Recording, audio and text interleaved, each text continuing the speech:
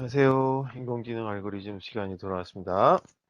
자, 오늘이 이 주로 보게 되면 13주가 돼요. 그래서 오늘 수업하고 그다음에 다음 주 목요일 날 수업하게 되면 이 정상적으로 알고리즘과 관련된 수업은 종료하게 될 것 같습니다. 그래서 기말 시험만 하나 남게 되겠죠. 그래서 두 번 시간이 남았습니다.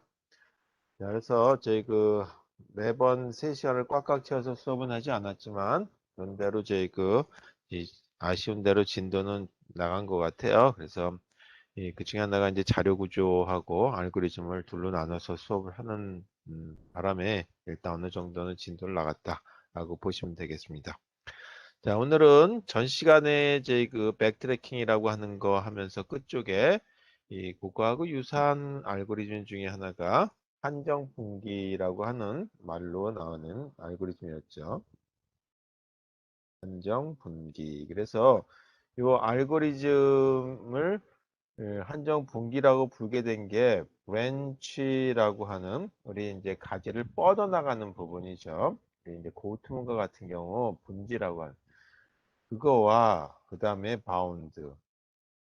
그래서 바운드는 튀긴다는 얘기예요. 그래서 한정 분기 알고리즘에 대한 얘기를 좀 하다가 말았어요. 자, 우리가 예를 들어서 이 경우에 이제 하나 보죠. 길을 찾는 문제다. 길 찾기. 길 찾기 문제가 있다면 여기서 길을 찾는데 무조건 목적지에 도착하는 것만 가지고 한다면 길 찾기의 또 하나의 방법이겠지만 가능하다면 길을 찾는데 이 비용이 적게 들도록 하는 걸로 길 찾기를 한다. 그래서 목적지까지 가는데 또는 이 한 바퀴 돌아서 다시 되돌아오는데 어떤 방향으로 가는 것이 가장 좋겠느냐라고 하는 그런 문제가 있다 그랬죠. 그래서 저번 때 도시가 25개가 있다 그렇게 했을 때 25개의 도시를 이제 시작 도시에서부터 다 돌고 자기 원래 도시로 되돌아오는 거죠. 그러니까 원래 내가 있는 도시에서 24개를 돌고 다시 되돌아오는 그때 비용이 가장 적게 산출하기 위한 방법을 찾아봐라 라고 하게 되면 3GHz짜리 CPU 속도를 갖고 있는 컴퓨터에서도 한 1억 년 정도의 수행 시간이 걸린다. 항상 최적의 결과가 가져질 때. 그렇다면은 1억 년이 걸린다는 얘기는 결국은 못한다는 얘기죠. 우리가 요즘에 또 많이 언론에 부각되고 있는 것 중에 하나가 양자 컴퓨터라고 하는 얘기를 하는데 양자 컴퓨터로 한다면은 뭐 1억 년이 뭐 순간적으로 1초 만에 끝나냐 아니면 0.0000 아니 하여튼 몇 나노세컨 만에 끝나냐 그건 아닐 거다 이거죠. 그래서 이와 같이 최적화 문제에서 어려운 문제, 이제 다시 얘기하겠지만 그걸 갖다가 MP 프로그램이다 그래서 수학의 난제 중에 하나가 이제 MP 문제라고 하는 거예요. MP라고 하는 거하고 P라고 하는 이제 여기서 N은 non-deterministic이라 해서 결정이 되지 않는 거죠. P는 프로그램이고 non-deterministic problem하고 그 다음에 디터미스틱이라고 하는 거하고 그게 동일하냐라고 하는데 이게 수학의 난제인데 지금 여기서 얘기할 건 아니고 MP 문제라고 하는 것 중에 하나가 이제 길찾기 문제 중에 하나다. 최적화 문제다. 그래서 이런 거를 찾을 적에는 가능하다면 1억 년씩 걸리는 걸 다 할 수가 없으니까 불필요한 거 또는 해보니까 비용이 너무 많이 들어가다 지금까지 한 거보다 그러면 가지치기를 들어가는 거예요. 그래서 이런 걸 갖다가 뭐라고 얘기했냐면 이렇게 만들어진 걸 솔루션 스페이스라고 얘기하죠. 예를 들어서 이렇게 한번 보자 이거죠.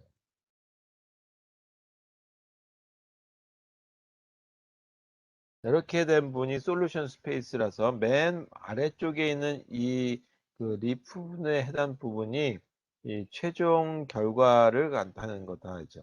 그래서 길찾기의 이, 이제 어떤 방향으로 가는 이 길을 찾는 길찾기 순서를 결정하는 부분들이 다 밑에 있는데 여기에 다 뭐가 들어가냐면 비용들이 산출된 거죠. 그래서 여기 비용이 보니까 30이 나왔고 여기까지 중간에 모은데 10이었고 여기가 20이었고 30이었다.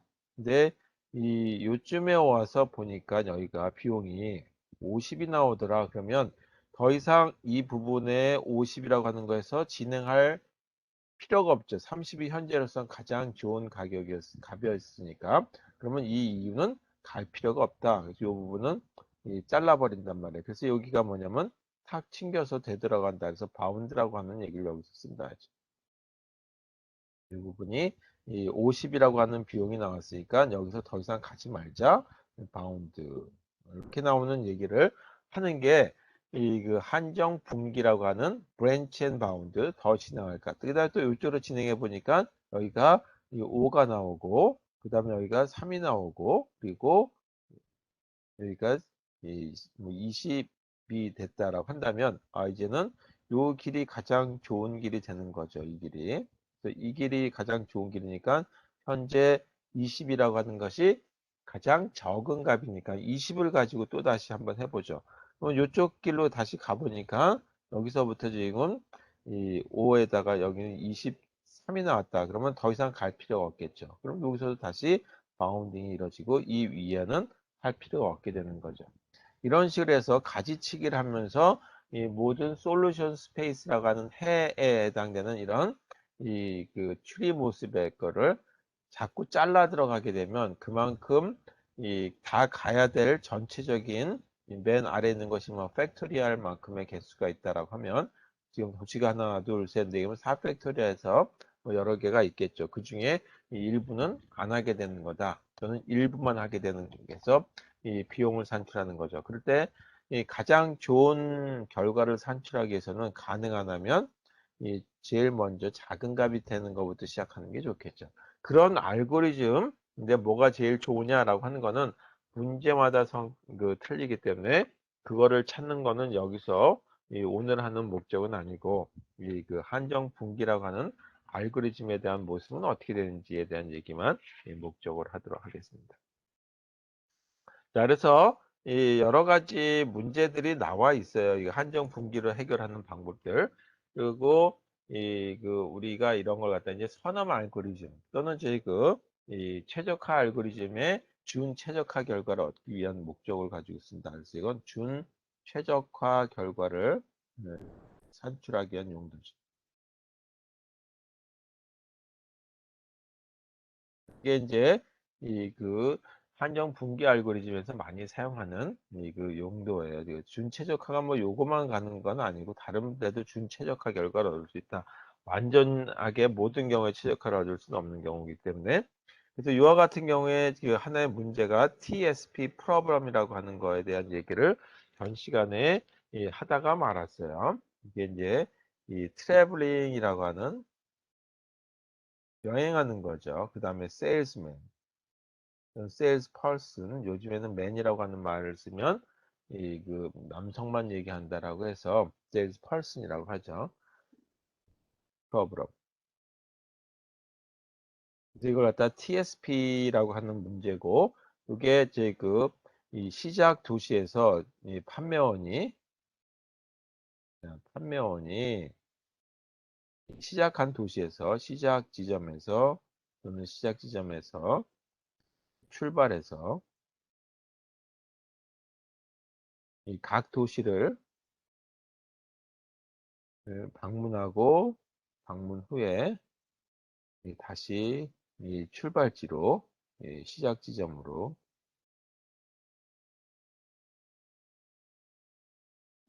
되돌아오기까지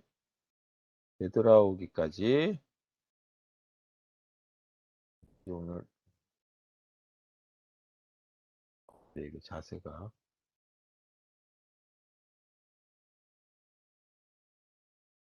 여기까지 비용인데 이 비용을 산출하는 거니까 다시 말해서 어떤 길로 가는 것이 좋은지 이 비용일 때는 최소 비용을 들여서 하는 문제예요. 그래서 이때 되돌아오는 길을 찾기 위해서는 어떻게 하는 것이 좋겠느냐라고 하는 문제죠. 보통 이제 이런 것들이 요즘에 많이 하는 딥러닝이라고 하는 거 가지고도 써요. 이제 그림을 나타내기도 하고 그러는데 이렇게 표현이 되겠죠. 뭐 도시들이 여러 개 있다라고 가정 한번 해보죠. 그죠? 이렇게 우리 한반도에 있다. 뭐 이런 도시들이 쭉 있다라고 한다면 그 도시들에 대한 걸 방문할 적에 여기서 이렇게 어, 이렇게 돌아가는 것이 좋겠죠. 예를 든다면 뭐 크로스 되게 되면 비용이 더 돌아간다든지. 그래서 이런 출발 지점에서 다시 들어갔을 때 비용은 어떻게 될 것인지에 대한 최소 비용을 찾는 길찾기다 하죠. 최소 비용으로 그를 이 방문하기 위한 각 도시를 하기 위한 그 방문 순서를 결정하는 문제. 자, 요거에 대한 예를 가지고 이 그 한정 분기 방식에 의해서 어떻게 이 찾을 것인지에 대한 거를 브랜치 앤 바운드 알고리즘을 가지고 이 찾아보도록 하겠습니다. 자, 그러면 한반도 예를 가지고 하면 좋긴 하겠지만 좀 저희가 도시가 너무 많아서 이 도시가 5개만 있는 거 가지고 얘기하도록 할게요. 세, 3, 4, 이렇게 도시가 있고 1에서 2로 가는데 비용이 10이 든다라고 가정하고 그 다음에 2에서 1로 가는데도 비용이 10이 든다라고 가정하죠. 그 다음에 또 하나가 1에서 3으로 가는데도 비용이 한 10이 들고 그 다음에 3에서 1로 가는데도 비용이 10이 든다. 1에서 4로 가는데 비용이 30이 든다. 그리고 4에서 1로 가는데 비용이 8이 든다. 여기도 5하고도 또 갈 수 있는데 비용이 25가 들고 5에서 다시 1로 가는데 비용이 14가 든다. 자, 2번에서 보게 되면 2번에서 1번은 됐고 2에서 3으로 가는데 비용이 14가 들고 3에서 2로 가는데 비용이 18이 들고 그 다음에 2에서 4로 가는데 이 비용이 21이 든다라고 가정해 봅시다. 그리고 4에서 2로 가는 데는 비용이 11이 듭니다. 3에서 2에서 다시 5로 가는 거를 안 했네요. 2에서 5로 가는데 비용이 10이 들고 그 다음에 5에서 2로 가는데 비용이 10이 든다. 3에서 보니까 3에서 4로 가는데 비용이 7, 다시 4에서 3로 가는데도 비용이 7, 3에서 5로 가는데 비용이 9가 든다라고 먼저 라고 하고 그 다음에 5에서 3으로 가는데 비용이 10이 든다라고. 4에서 보게 되면 4에서 5만 남았죠. 일로 가는데 이쪽으로 가는데 3 다시 이렇게 오는데 비용이 3. 자, 이렇게 됐다라고 가정해보자. 이런 모습에 때 어떻게 되는지에 대한 걸 한번 보죠. 그럼 여기서 우리가 먼저 하한 값이라고 하는 가장 작은 값을 한번 찾아보자. 하한 값. 그럼 정점 1에서 이 정점 1에서 보게 되면 가장 작은 비용을 한번 산출해 봐요. 그럼 정점 1에서 보게 되면 1에서 2 가는데 10이고 1에서 3 가는데도 10이고 1에서 4로 가는 데는 비용이 30이고 1에서 5로 가는데 비용이 14죠. 그럼 여기서 제일 작은 비용은 얼마냐면 10이라고 하는 값이죠. 그 다음에 정점 2에서 요 2라고 하는 지점에서 가장 적게 가는 비용이 어떤 거냐라고. 정점 2에서 보게 되면 2에서 가는데 1로 가는데 10이 들고 이렇게 10이 들고 그 다음에 2에서 3으로 가는데 비용이 14가 들고 2에서 4로 가는데 비용이 21, 2에서 5로 가는데 비용이 10. 이게 제일 적은 거죠. 10. 아까는 이걸로 할게요. 따라서 하한값은 얼마가 되냐면 10이 나온다.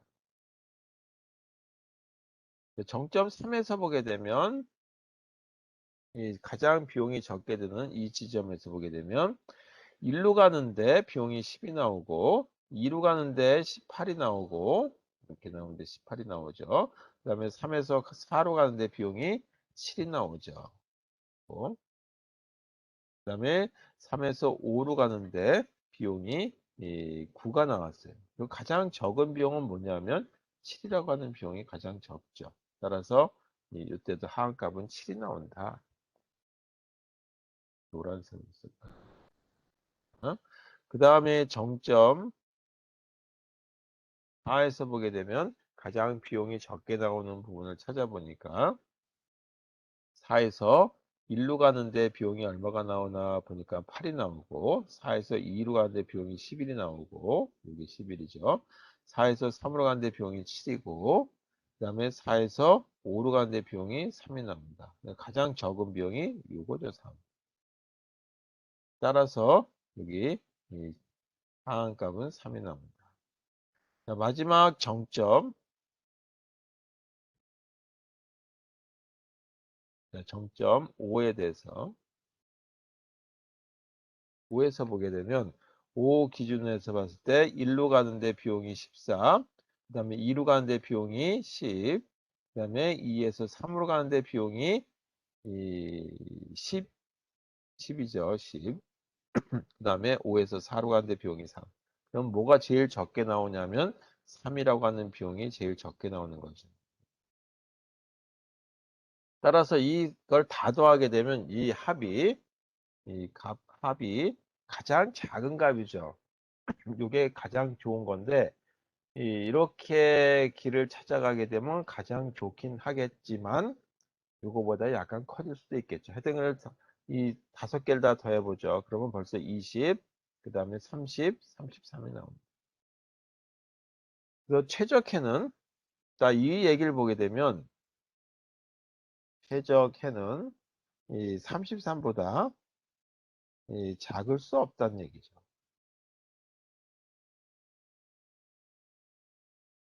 이 얘기를 하는 거죠. 최적해는 이 하한값보다 더 작을 수가 없다. 따라서 이와 같은 조건 하에서 우리가 솔루션 스페이스라고 하는 거를 이제 찾아봐야 되겠다. 이걸 잘 기억해놔야 되는데 공간이 없어서 우리가 일반 강의실에서 쓴다고 화면이 커서 얘기를 하겠는데 이게 조금 지금 이 공간이 없어 가지고요. 제가 이걸 저장해 놓고 다시 이 왔다 갔다 하면서 얘기를 해야 되는데 조금 이게 불편하실지 모르겠어요. 보는데. 자, 그럼 먼저 이 그 정점은 아니고 이제 이런 솔루션 스페이스니까 각각의 트리 형태로 나타내게 될 텐데 이 1번에서 시작하는 걸로 가정하자. 가정하기를 이 그 세일즈 펄슨이 가정하기 1번 도시에서 출발하는 걸로 시작하자 이제. 그러면 도착도 결국은 어디로 도착해야 되냐면 1번으로 되돌아와야 되겠죠. 그러면 첫 번째가 1번 도시에서 2번으로 가는 길이 있고 그 다음에 또 하나가 1번 도시에서 3번으로 가는 길이 있고 1번에서 4번으로 가는 길이 있고 1번에서 5번으로 가는 비용이 되는 경우가 발생하겠죠. 그 다음에 또 1에서 2로 가게 되면 또 하나가 3으로 갈 수도 있고 또는 1에서 2로 또 4로 또 하나는 1에서 2로 이 다음에 5라고 하는 도시로 갈 수도 있겠죠. 그 다음에 다시 이 3이라고 하는 데까지 왔으니까 1에서 2도시로 그 다음에 3, 그 다음에 4로 가는 길이 있을 테고 아니고 그 다음에는 또 1에서 2까지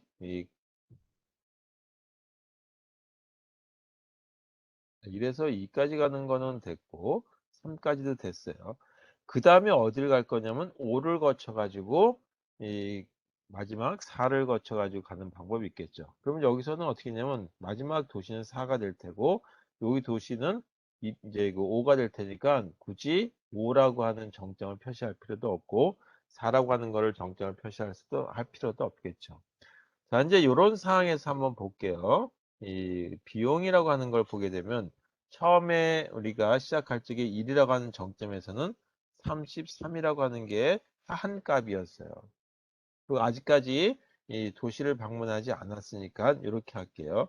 현재 비용이고 앞으로 들어갈 비용을 뒤에다 쓸게요. 그래서 이 앞쪽에 해당되는 게 그 지금까지의 비용, 이게 이제 어떻게 되냐면 현재 비용이죠. 현재 이 소요된 거다라고 가정하고, 그리고 이 향후에 사용될 부분을 뒤쪽에다가 초록색으로 표시된 부분, 요 33, 요거는 그 향후 소요될 거. 앞으로 그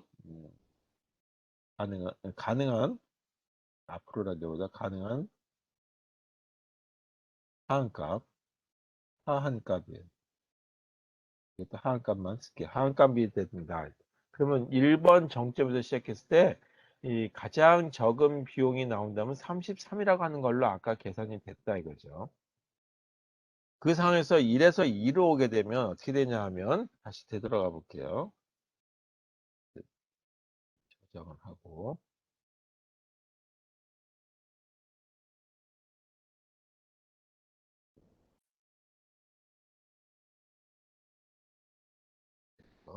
자, 이걸 되돌아왔어요. 1에서 2로 갔다라고 한번 해봅시다. 1에서 2로 갔어. 1에서 2로 가는데 비용이 얼마가 나왔냐면 10이라고 하는 비용이 가장 적은 걸로 산출됐죠.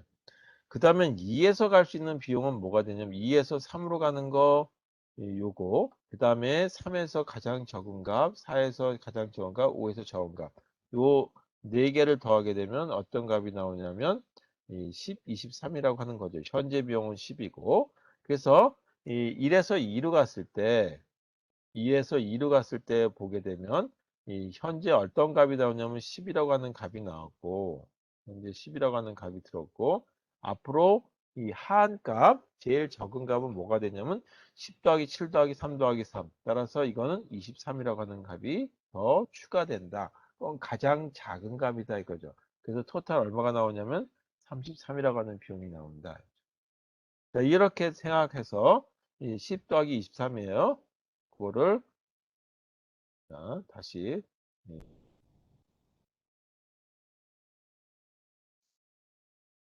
자, 그러면 요거는 어떻게 1에서 2로 갔을 때 어떻게 계산됐었냐면 1에서 2로 갔는데 10이라고 하는 비용이 노란색을 썼죠. 10이라고 하는 비용이 이 빨간색을 썼면 10이라고 하는 비용이 나왔고 앞으로 얼마가 더 들어간다 그랬으면 23이라고 하는 비용이 더 들어간다 그랬어요. 그래서 전체 들어가는 비용은 33이라고 하는 비용이 현재로서 계산이 됩니다.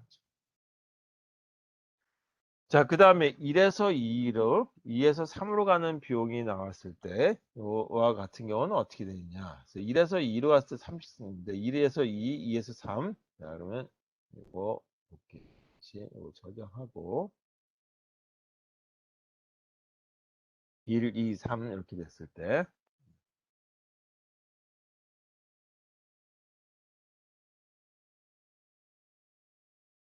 1, 2, 3으로 가는 거. 1에서 2로, 2에서 3으로 가는 경우. 그래서 1에서 2로 가는데 비용이 10이었고, 2에서 3으로 가는데 비용이 14라고 하는 게 들죠. 이게 10이고 14가 되죠. 그래서 전체적으로 어떤 비용이 되냐면 이 길로 갔으니까 24라고 하는 비용이 나오고, 24라고 하는 게 현재 비용이에요. 그리고 3에서부터 시작하는 거니까 3에서 갈 수 있는 최저 비용은 뭐냐면 7. 그 다음에 아직까지 정점 반분하지 않은 4. 그리고 5에서 최저값 이렇게 되죠. 그러니까 13이라고 하는 비용이 앞으로 이 하한값으로 들어갈 것이다.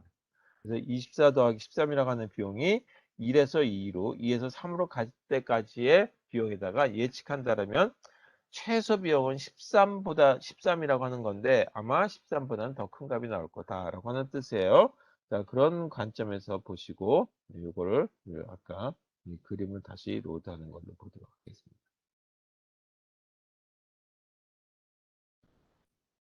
그래서 1에서 2로 갔을 때 비용이 얼마가 나오냐면 이 24라고 하는 비용이 나왔고 그리고 추가될 비용이 얼마였냐면 13이라고 하는 비용이 추가가 됐죠. 그래서 전체적으로 이 두 가지 24 더하기 13 하니까 37이라고 하는 비용이 산출이 되더라.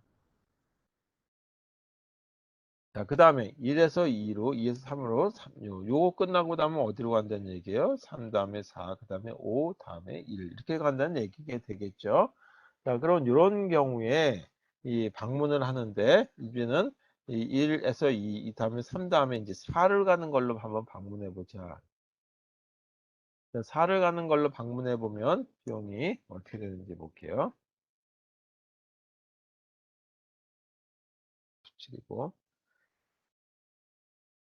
1, 2, 3, 1, 2, 3, 4.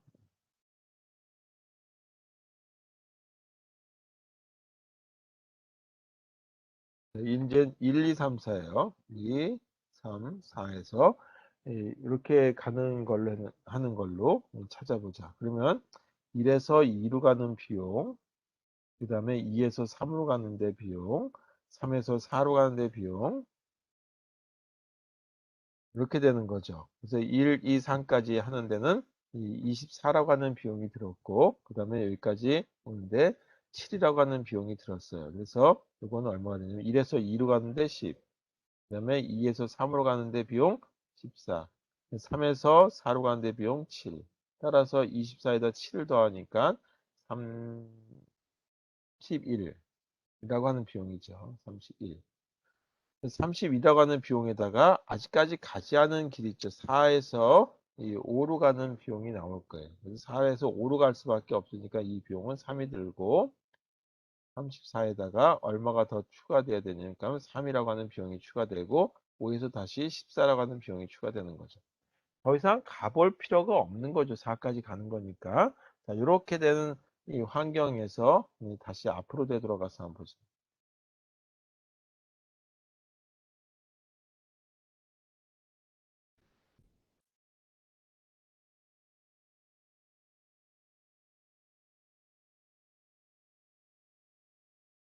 이렇게 생긴 거를 한번 보죠. 그랬더니 이 비용이 얼마가 나왔었냐면 37이라고 하는 비용이 나오더라 이거죠. 그리고 1에서 2로 에서 가서 비용을 산출해 보니까 여기 44가 나왔어요. 그러면 이 이하로 가는 이 그 가지를 뻗어나가는 거는 더 이상 갈 필요가 없죠. 여기서 이 중지 이걸 바운디라고 하는 37이라고 하는 값이 산출됐기 때문에 44는 무의미한 거다. 이런 식으로 해가지고 가지를 쭉 쳐내려 가다 보게 되면 이 어디가 나오냐 하면 1에서 5, 그 다음에 5에서 4, 1에서 2, 5, 그 다음에 4. 자, 이 비용이 가장 적게 나와요. 전체적으로 비용을 산출해 보면 40이 나오는데 요 40이 나오는 이 길이 이렇게 가는 것이 가장 최적의 결과 나오는데 이 나머지 부분들에 대한 거는 끝까지 가볼 필요가 없겠죠. 이런 식의 이 제일 먼저 40이라고 하는 계산이 되고 요걸 하게 되면 48이 나오게 되는데 이런 계산법에 의해서 먼저 40이 하게 되면 가장 좋은 결과가 얻어질 수 있도록 바운딩 해주는 이런 가지를 갖다가 뻗어나갈 것인지 가지치기를 할 것인지에 대한 알고리즘으로 쓰이는 것이 바로 브랜치 앤 바운드 알고리즘입니다. 자, 그래서 솔루션 스페이스라고 하는 해의 공간이 만들어진 거를 다 쓰는 것이 아니라 일부 해 공간을 줄여 들어가는 알고리즘이다. 다시 정리 한번 해보죠. 브랜치 앤 바운드 알고리즘은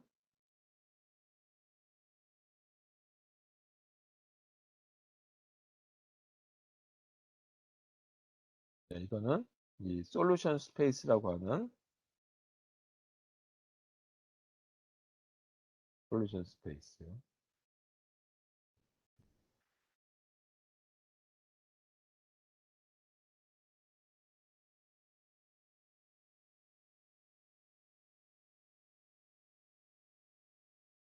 솔루션 스페이스를 를 갖다가 줄이기 위한 어떤 방법이죠. 다시 말해서 이 어떤 방법을 하냐면 가지치기라고 하는 거예요. 이 가지치기를 바운딩이라고 한다. 이런 식의 이 알고리즘을 가지고 얘기한다. 그래서 지금 이제 알고리즘을 작성해 드릴 텐데 이 작성해 드리는 알고리즘은 그냥 일반적인 알고리즘이지 TSP 프로그램이라고 하는 거의 알고리즘을 얘기하는 건 아니다라고 보시면 되겠습니다. 자, 그러면 알고리즘은 어떻게 되는지 보죠. 브랜치 앤 바운드.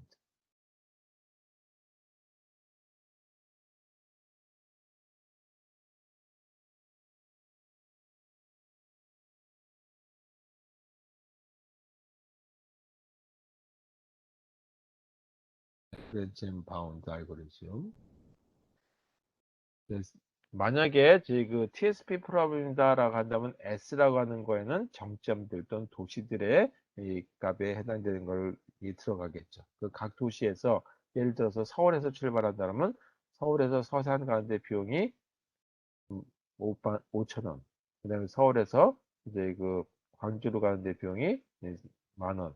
서울에서 대전 가는데 2만 원. 뭐 이런 아니지 뭐 만 원. 뭐 이렇게 들어갔다라고 하고 그 각각에 해당되는 비용들에 대한 것들을 쭉 다 최소 비용 나온 걸 다 덧셈하는 거. 그게 뭐냐면 하한 값이었어요. 첫 번째 뭐 하냐면 이 상태 또는 이제 이 솔루션 스페이스가 될 수 있는 정점들에 대한 거였죠. TSP 프로그램의 한정값, 하한값, 또는 하한값 값을 계산하는 거죠. 그 다음에 어떻게 되냐면 이 탐색해야 될 그 정점들에 대한 거 또는 스페이스에 해당되는 것들을 찾아 들어가요. 그걸 갖다가 이제 이렇게 쓸게요. 액티브 노드들이라고 하는 걸로 찾아보면 되겠죠. 제일 처음에는 솔루션 스페이스에 해당되는 모든 정점들에 대한 것들, TSP 프로그램의 경우는 모든 정점들을 다 방문하는 걸로 일단 그 스페이스가 결정되죠. 그 다음에 어떤 비용이 가장 적은지에 대한 거를 찾아내야 되는데 가장 좋은 거를 처음에는 알 수가 없으니까 가장 큰 값을 가지고 시작하는 거죠. 현재 비용은 가장 큰 값을 일단 주고 시작한다. 그리고 점점 작은 값이 찾으면 그보다 더 작은 값보다는 이용하고 현재 베스트 밸류보다 더 큰 값이 나오면 그 이하는 더 이상 진행하지 않는 거죠. 그래서 이렇게 쓰는 거죠. while하고 그 다음에 이 이제 솔루션 스페이스 액티브 노드들이 있는데 이 노드들이 다 사용이 되느냐 안 되느냐인데 노드들이 없다라고 한다면 모든 이제 그 솔루션 스페이스의 노드들을 다 사용했다면 완전히 정리가 되는 거죠. 끝나는 거죠. 그래서 이때 뭐냐면 이 최소 비용에 해당되는 것이 찾아진다. 이건 어떤 값이 되냐면 액티브 노드의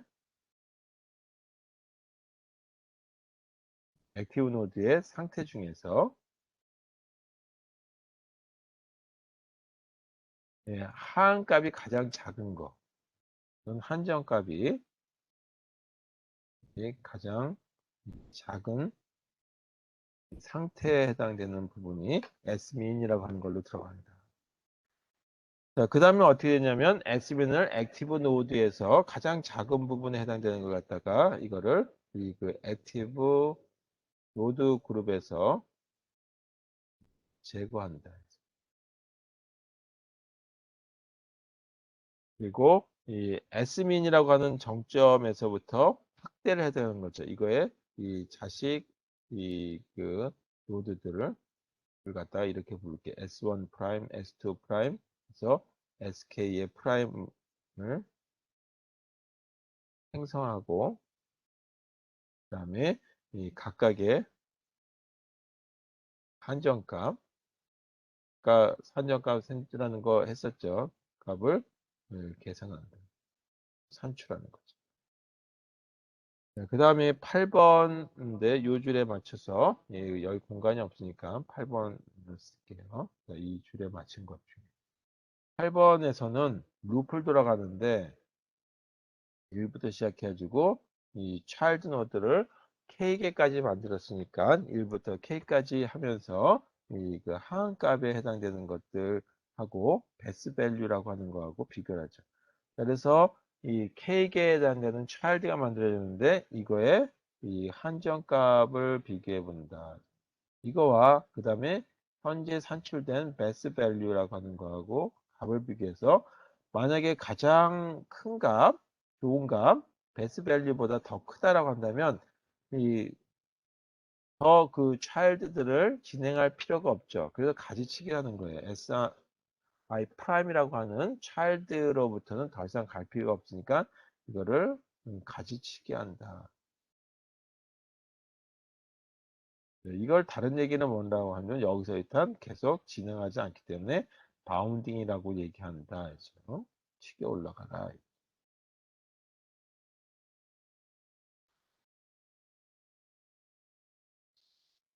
이거만 쓸게요. 가지치기 한다. 만약에 이 한정값이 베스트 밸류보다 더 작은 값이 나왔다면 그걸 이용하는 것이 더 좋겠죠. 따라서 이 S 프라임이 완전해라고 한다면 SI 프라임이 이게 완전해요. 그 다음에 S 프라임 I의 프라임의 값이 베스트 밸류보다 작거나 같다.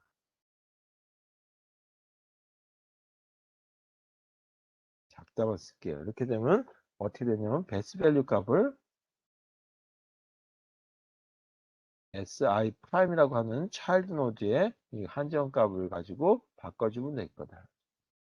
그리고 나서 이 베스트 이 솔루션이라고 하는 현재 어떤 길로 찾아갈 것인지에 대한 아까 TSP 프로그램을 본다면 SI 프라임이라고 하는 차일드가 될 거죠.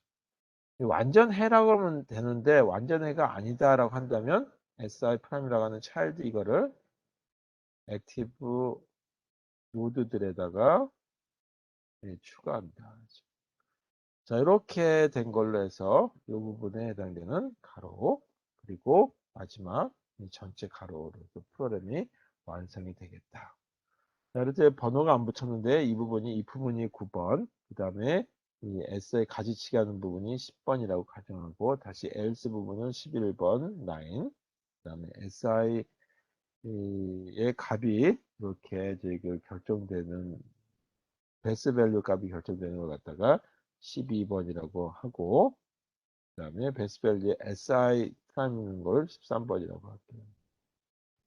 그 다음에 else 부분부터 시작해서 15 이렇게 해서 전체 15줄 정도로 끝나는 이런 알고리즘이 됩니다. 자, 이렇게 된 걸로 해서 브랜치 앤 바운드 알고리즘의 일반적인 예를 가지고 한번 다뤄봤어요. 이 중에 많이 사람들이 이 브랜치 앤 바운드 알고리즘의 예를 드는 책들이 TSP 프로그램을 예를 많이 들고 있다. 꼭 거기만 사용되는 것이 아니라 무궁무진하게 이 브랜치 앤 바운드 알고리즘이 사용되고 있다. 그래서 전체적으로 이런 알고리즘이 사용되는 분야가 좀 특수한 경우에 쓰겠죠. AI 쪽 관련된 분야에 좀 많이 사용되고 또 그거 아니더라도 최적화 결과를 찾는 분야가 굉장히 많이 있어요. 그런 경우에 그 브랜치 앤 바운드 알고리즘을 가지고 완벽한 최적 결과는 다 하기에는 곤란하고 그랬을 경우에 쓸 수 있는 알고리즘 중에 하나다. 그것도 이제 결국은 뭐 솔루션 스페이스를 줄이니까 그 최적 결과가 얻어지게 된다. 자, 그 다음에 이제 진도를 나갈 게 뭐냐면 스트링 매칭이다라고 하는 알고리즘을 이제 써야 될 거예요. 우리가 그 워드 프로세서를 보게 되면 찾기라고 하는 부분이 많이 나오죠. 검색.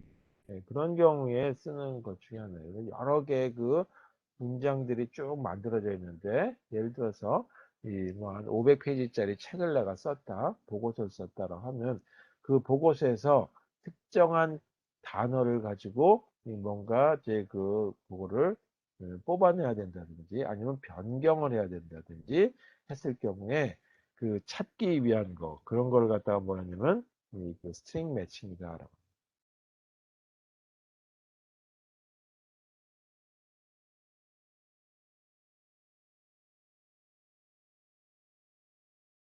스트링 매칭 알고리즘, 이 문자열을 갖다가 또는 이 단어를 찾기 위한 거다. 그래서 여러 개 그 텍스트에서 이거는 이 텍스트에서 이 찾고자 하는 패턴 에 대한 걸 갖다 패턴 찾기. 이런 부분을 가지고 다루는 알고리즘이 이 스트링 매칭 알고리즘이다. 자, 여기에 보게 되면 알고리즘들에 대한 종류는 여러 개가 있는데 대표적으로 이 두 가지를 다루게 돼요. 하나가 KMP 알고리즘이다라고 합니다. 두 번째가 BM 알고리즘. KMP라고 하면 뭐 특별한 이름이 뭐 특별한 거 아니고 첫 글자 사람 이름의 첫 글자를 따가지고 만든 알고리즘 이름입니다. 그래서 KMP 알고리즘은 쿠노스라고 하는 사람이 있어요. 쿠노스라고 하는 사람과 모리스라고 하는 사람과 네프렛이라고 하는 사람. 이걸 따서 KMP 알고리즘이다라고 불러요. 그 다음에 BM 알고리즘은 이 보이어라고 하는 사람과 그 다음에 모어라고 하는 사람의 이름을 따서 BM 알고리즘입니다. 자, 이거 말고도 더 있겠죠. 제가 사실 스트링 매칭과 관련된 알고리즘들이 얼마나 더 나왔는지는 잘 모르겠지만 예, 이제 자료를 찾지는 않았어요. 제가 이쪽으로 뭐 저희 계속 할 건 아니라서. 근데 대표적으로 요 알고리즘들을 약간씩 업그레이드 했다든지 또는 요걸 좀 수정했다든지 뭐 그런 기능들이 있을 수는 있겠지만 이 두 개의 알고리즘, 특히 BM 알고리즘 후에 나왔는데 BM 알고리즘보다 더 이 효과를 아주 대폭적으로 예, 관리하는 그런 알고리즘은 찾기가 어렵죠. 그래서 알고리즘 분야는 굉장히 하는 사람 보게 되면 이 연구 업적이 별로 안 나와요. 네. 일단 그렇게 되는 거다라고 보시면 되겠어요. 그래서 그 중에 이제 KMP라고 하는 거고 PM인데 이 KMP까지만 오늘 다루도록 하겠습니다. 그래서 첫 번째 KMP 알고리즘에 대해서 보죠. 아까도 얘기했지만 이 쿠누스라고 하는 사람과 모리스라고 하는 사람과 그다음에 프라이스. 쿠누스라고 하는 사람은 왜 많이 들어봤을 거예요. 스탠포드 유니버시티라고. 여기에 계신 분으로 제가 알고 있어요. 그리고 이 분이 굉장히 대표적으로 알려진 연구 분야가 상당히 많이 있는데 이 오래전부터 이 그 알고리즘과 관련된 걸로 해서 5권짜리 책을 쓰신 분이 있어요. 제일 먼저 3권 나오고 나머지 4권하고 5권은 굉장히 늦게 나왔는데 하여튼 쿠누스라고 해서 이 분이 또 하나가 유명한 게 뭐냐면 택이라고 하는 이 워드 프로세서에 대한 거를 이렇게 또 개발하신 분이 있죠. 그래서 아예 폰트 모습까지 처음 만들었어요. 택이라고 하는 걸 만드는데 많이 알려진 분이다. 그래서 이 택도 조금 변형된 게 LA 택, 그래서 레이택이라고 부르는데 라텍이라고 하지는 않고 레이택. 이런 몇 가지 것들이 좀 변형된 것들이 있습니다. 그래서 우리가 이 해외에다가 뭔가 자료를 보내야 되고 그럴 적에 이 워드 프로세스에 예, 만약에 내가 PDF, 요즘 PDF 파일로 보내기도 하지만 스크립트로 보내야 된다라고 했으면 워드라고 하는 걸 쓰기도 하지만 태그로 된 어떤 걸 쓰면 돼요. 태그를 쓰게 되면 좋은 게 뭐냐면 계속 타이핑만 하면 돼요. 근데 우리가 아래 한글이나 워드, MS 워드 같은 걸 쓸 때는 마우스 가지고 계속 이 포맷을 또 잡아주기도 하고 뭐 확대도 하고 뭐 해야 되겠죠. 근데 태그는 그런 거 없이 좀 명령어들을 외워야 되는 것 좀 있어요. 그래서 글씨를 좀 크게 하고 작게 하고 또는 이제 그 글씨를 갖다가 이태릭체라고 하는 거에 대한 이제 이 태그 프로그램 작성하듯이 좀 이 프로그램을 좀 알고 있어야 되는데 명령어들을 그것만 몇 개 알고 있으면 계속 타이핑만 하면 되기 때문에 워드 프로세스에 굉장히 각광을 받고 있는 아직까지 형태다라고 보시면 되겠습니다. 자, 그러면 그거는 이제 잡다한 얘기고 KMP 알고리즘은 텍스트가 있죠. 텍스트를 이렇게 배열로 한번 할게요. 이게 n이라고 하는 길이로 되어 있다. 그 다음에 패턴이 있어요. 내가 찾고자 하는 글씨 또는 이 문자 열이 있죠. 이 P라고 하는 걸로 나타내고 이때 길이를 M이라고 하는 걸로 보도록 합니다. 자, 그럼 보통 N과 M의 길이를 보게 되면 N이 훨씬 크겠죠. 뭐 똑같을 수도 있겠지만 일반적으로 이 텍스트에 있는 것 중에 몇 개의 단어를 갖다가 또는 스트링을 찾아내기 위한 목적에서 이렇게 쓰는 겁니다. 그 다음에 또 하나가 패턴이 각 위치에서 매칭이 실패하는 경우 있죠. 패턴의 각 위치에서 어, 일치했는지에 대한 거.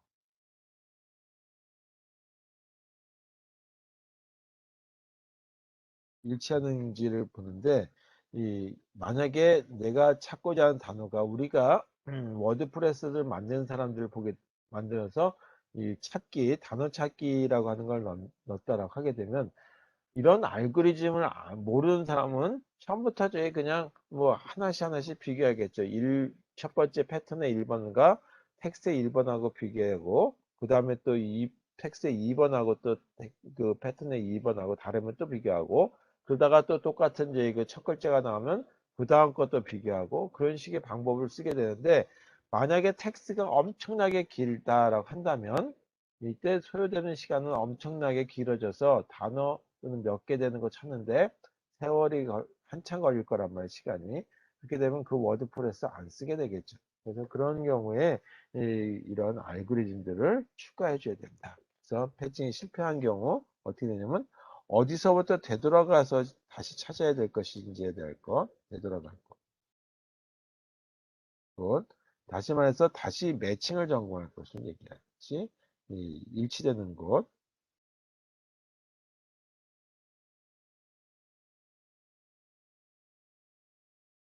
것을 알려주는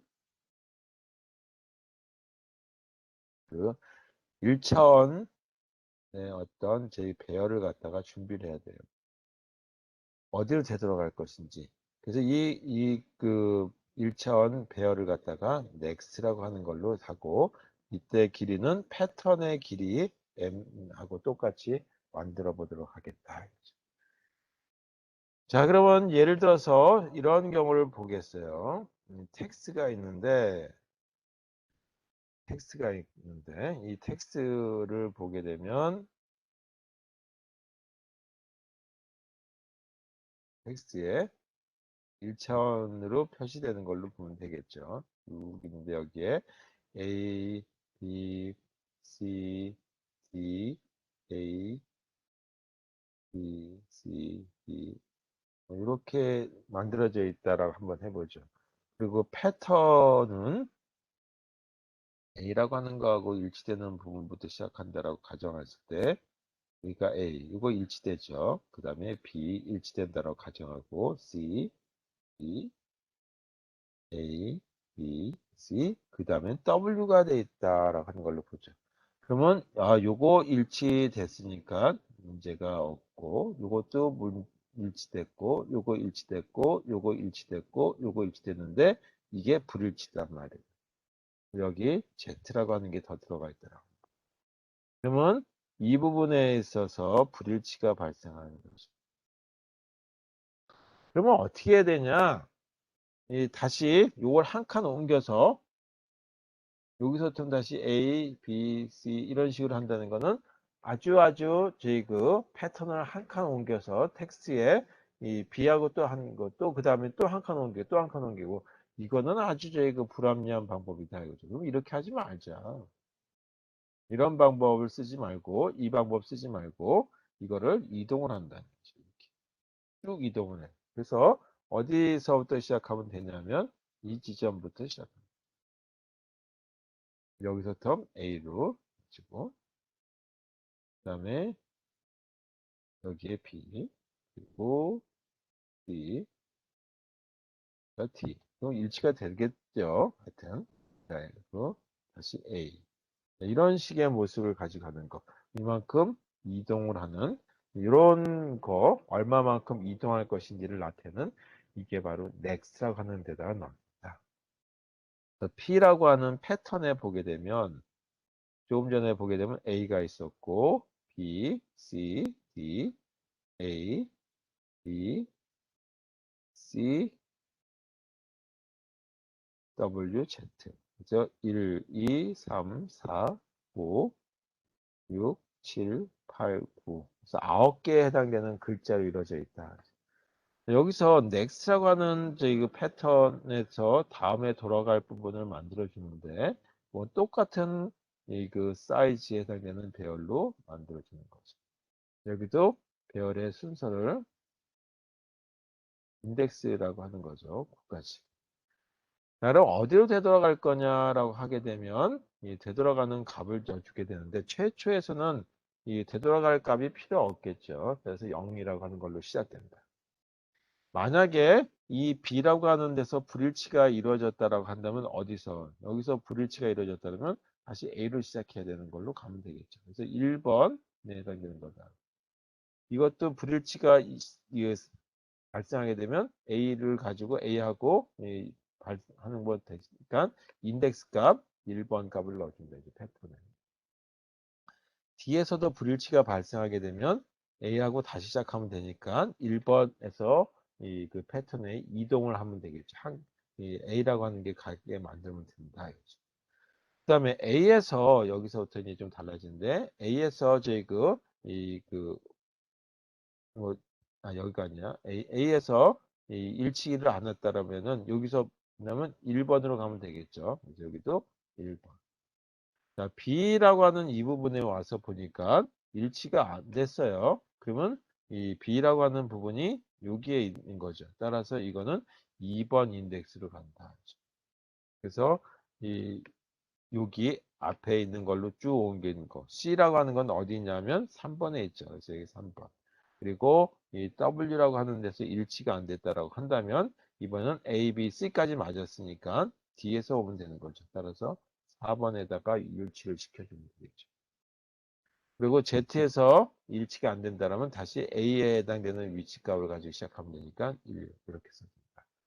이 안에 들어가는 이런 번호들은 다 뭐냐면 이것들은 인덱스 번호예요.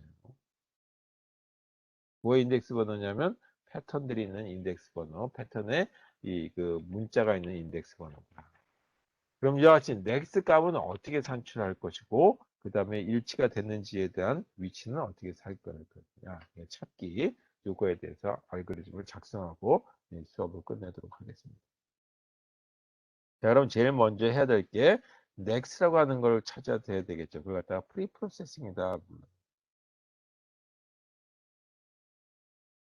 이거는 뭐 할 거냐면 next라고 하는 그 배열의 값을 산출해 주는 거다. 이걸 kmp에 next라고 하는 이름을 가지고 이 함수의 이름을 작성해 보죠. 패턴은 이 p라고 하는 배열로 들어가 있고 이 배열 패턴의 이 문자 열의 크기는 m개로 되어 있다. 그러면 제일 먼저 아까 어떻게 되냐면 next라고 하는 거에 첫 번째는 시작값을 0을 가지고 하죠. 그리고 그 다음에 보게 되면 이 패턴이 1부터 시작해가지고 i 플러스 플러스 자, n-1개까지만 들어가면 돼요. 그러면 이 j라고 하는 데다가는 이 현재 이 1번에 해당되는 거니까 i번에 해당되는 이 그 next 값을 다시 말해서 처음에는 0이겠죠. 0을 읽어드리고 0이라고 하는 값이 되고 그다음에 while문에 의해서 이 j 값이 만약에 0보다 크다 그러면은 이두 번째부터 들어간 거고 그렇지 않다면 이 패턴 j라고 하는 거하고 그다음에 i라고 하는 거하고 이 비교를 해서 아까 a, b, c 그래가지고 표시한 부분이 있었죠. 그러다가 이 d냐 w냐라고 하는 부분이 다르다라고 한다면 어떻게 되느냐. 이렇게 됐을 경우는 그 j라고 하는 데다가 이 next 값을 이렇게 집어넣으시면 되는 걸로 아까 산출되는 부분을 기억하실 거라고 생각하고 작성해 보도록 하겠습니다. 그 다음에 다음 제그 넥스에 들어가는 부분이 이 옆에 있는 부분이고 여기다는 아까 0으로 시작하고 그 다음에 1이 됐었죠. j 플러스 1 있었고 자, 그래서 여기서는 뭘 하냐면 이 넥스 값에 해당되는 걸 갖다가 산출하는 거. 그걸 프리프로세싱, KMP 알고리즘의 프리프로세싱이다라고 하는 걸로 되죠. 그 다음에 정식으로 이제 매칭해주는 부분이 여기 들어가요. 그래서 제일 먼저 이 넥스가 만들어지고 난 다음에 메인에서 이제 이거 호출하는 거죠. 그리고 나서 두 번째 실제 일치되는지 하는 거에 대한 거는 같이 매칭이라고 하는 부분에 있다. 그러면 전체 텍스트가 있고 텍스트의 길이는 n개로 가성되어 있고 그 다음에 패턴이 있고 패턴의 이 문자열의 개수는 m개로 되어 있다. 그리고 n과 m의 크기를 비교해 보면 n과 m의 크기를 비교해 보면 당연히 이렇게 되겠죠. 텍스트가 패턴보다 더 작으면 이 일치될 방법이 없죠. 자, 그럼 제일 먼저 이 그 1번이라고 하는 거에서 텍스트 포인트를 한번 보죠. 텍스트 포인트. 그리고 K라고 하는 걸 갖다가 이렇게 해서 이거는 패턴 포인트. 이렇게 한번 잡아보죠. J와 K에 해당되는 걸로 각각의 이 텍스트가 아니라 텍스트 패턴 이렇게. 그러면 이걸 각각의 텍스트 패턴과 텍스트와 포인트와 패턴의 포인트를 하나씩 하나씩 증가시켜 가면서 하죠. 그러면은 이 J라고 하는 게 텍스트 패턴이니까 최소 n보다 작아야 된다는 얘기죠. 작거나 같아야 되고 또 K라고 하는 거는 패턴에서의 그러니까 패턴은 M이라고 하는 길이보다 작거나 작죠. 이 두 가지 조건이 만족돼야지만 while문을 돌아가는 거죠. 자, 그럼 여기서 첫 번째 이 텍스트하고 패턴이 일치됐는지에 대한 걸 확인하자. 그래서 이 텍스트, 이 J라고 하는 이거와 그 다음에 패턴 K라고 하는 포인트로 갖게 되는 것이 일치되는지에 대한 거죠. 이게 똑같다라고 한다면 뭐 문제가 없이 계속 증가시켜주면 되겠죠. 그렇다면 이때 뭐 하냐면 J 값을 하나씩 증가시켜서 텍스트도 한 칸 오른쪽으로 이동, 그 다음에 패턴도 한 칸 이동 이렇게 해주면 되겠죠. 또는 이 조건이 이것만 있는 것이 아니라 최초에 시작되는 수가 있겠죠. 그래서 최초에 시작되는 게 뭐냐면 K라고 하는 게 0으로 시작되는 경우. 넥스에서 시작되는 거겠지만 이렇게 됩니다. 자, 만약에 이렇게 그 일치되지 않았다 그러면 어떻게 되냐면 다음 그 위치 값을 찾아내야 돼요. 이동할 거. 바로 이게 next라고 하는 배열에서 그 어디로 이동할 것인지에 대한 걸 산출해 주는 부분이 그게 핵심인 거죠. 그래서 next라고 하는 프리프로세싱이라고 하는 작업을 해준다. 자, 여기까지가 while문. 그리고 k라고 하는 게 그 m보다 더 컸다라고 한다면 이건 이제 끝났다는 얘기죠. 그럼 리턴. 그러면 J라고 하는 위치에서 m만큼 빼면 여기에 내가 찾고자 하는 패턴이 있다라고 하는 걸로 패턴의 위치를 딱 찍어주는 거죠. 그러면 우리가 워드 프로세스의 그 부분이 반전돼서 나타나는 거를 아래 한글 같은 데서 보시게 될 거고. 만약에 이런 것도 아니다라고 한다면 해당되는 패턴이 없는 거죠. 그런 거는 리턴. 그래서 찾는 문자열이 없는 거죠. no match.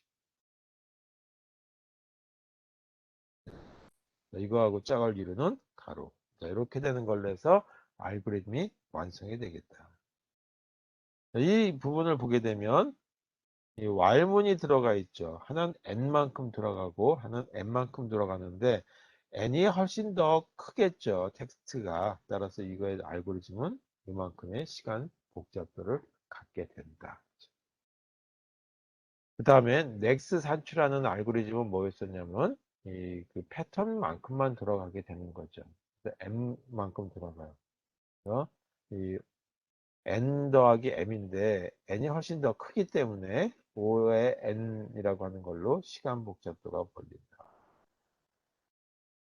이렇게 되는 걸로 이 KMP 알고리즘인데 KMP 알고리즘보다 조금 더 우수하다라고 볼 수 있는 것이 다음에 하게 되는 BM 알고리즘이 되겠습니다. 자, 오늘 여기까지 하고 다음 시간에 BM 알고리즘에 대한 얘기 좀 하고요. 그리고 실습 자료 올려드리던지 하겠습니다. 그리고 이 다음 시간이면 이 그 알고리즘에 대한 이 그 수업은 끝이 나고 기말 시험만 한 번 더 남아 있다라고 보시면 되겠습니다. 여기까지 오늘 수업 하도록 하겠습니다. 수고하셨습니다.